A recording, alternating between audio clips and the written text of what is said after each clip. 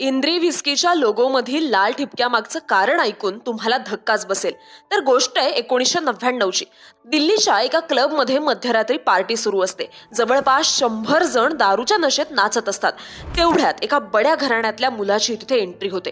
तो दारू मागतो, पण बारटेंडर असलेली एक मुलगी त्याला बार बंद करत असल्याचं सांगते.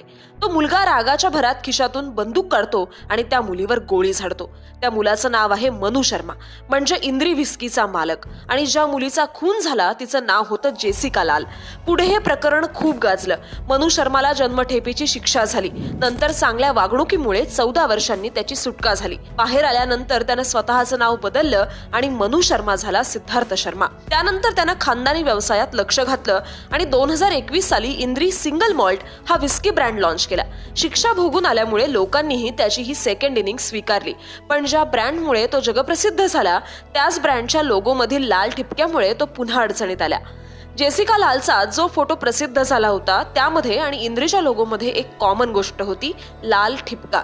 जेसिकाच्या कपाळावर असलेल्या लाल टिकलीमुळे इंद्रीच्या लोगोमध्ये लाल ठिपका आहे असं बोललं जाऊ लागलं.